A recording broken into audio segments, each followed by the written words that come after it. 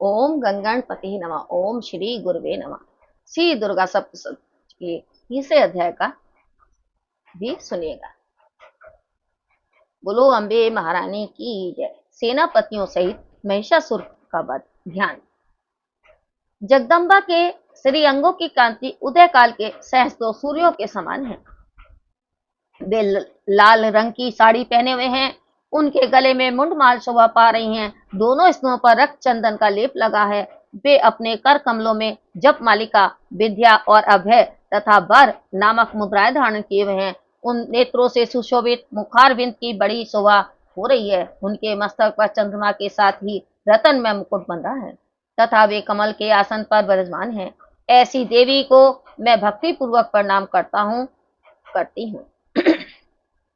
ऋषि कहते हैं, दैत्यों की सेना को इस प्रकार तहस नहस होते देख महादैत्य सेनापति चिछुड़ क्रोध में भरकर अंबिका देवी से युद्ध करने के लिए आगे बढ़ा। वह असुर रणभूमि में देवी के ऊपर इस प्रकार बाणों की वर्षा करने लगा जैसे बादल मेरुगुणी के शिखर पर पानी की धार बरसा रहा हो। तब देवी ने अपने बाणों से उसके बाण समूह को अनायासी काटकर उसके घोड़े को और सारथी को भी मार डाला। साथ ही उसके धनुष तथा अत्यंत ऊंची ध्वजा को भी तत्काल काट गिराया। धनुष कट जाने पर उसके अंगों को अपने बाणों से बीन डाला।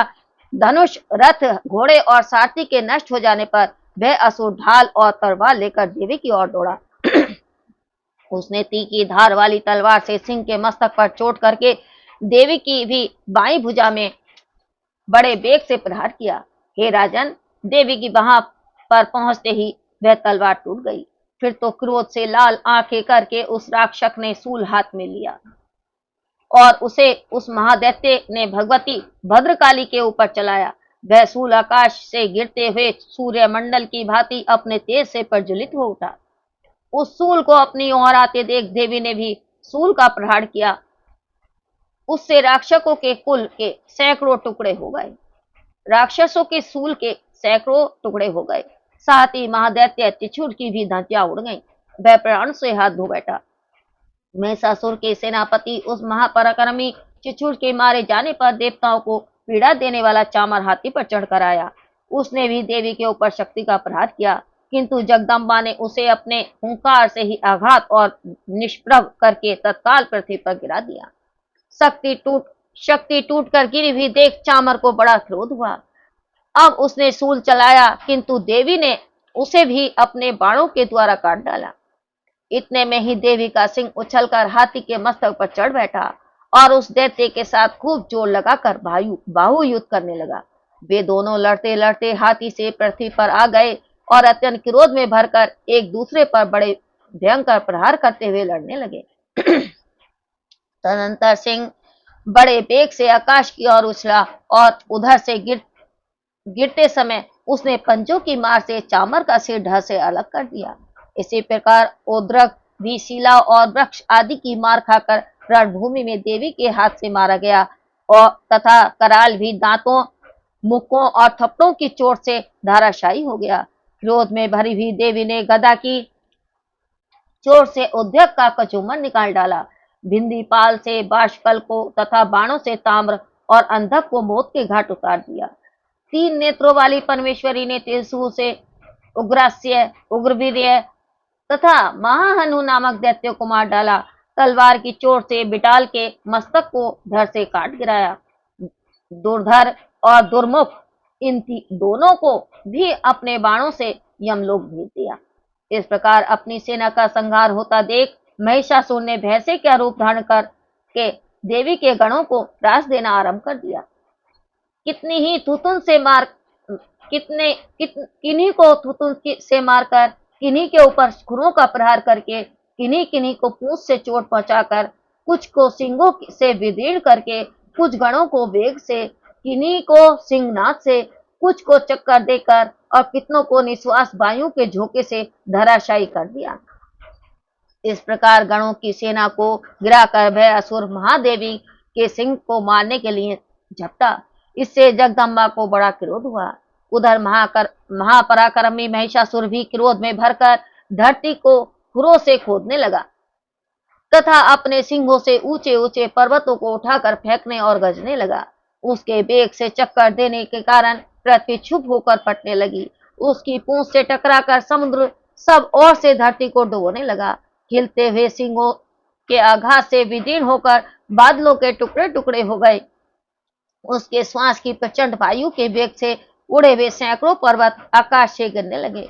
इस प्रकार क्रोध में भरे हुए उस महादैत्य को अपनी ओर आते देख चंडिका ने उसका वध करने के लिए महान क्रोध किया।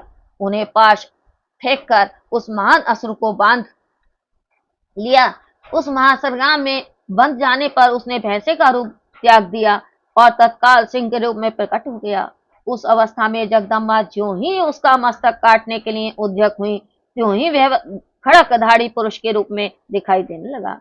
तब देवी ने तुरंत ही बाणों की वर्षा करके ढाल और तलवार के साथ उस पुरुष को भी बीन डाला।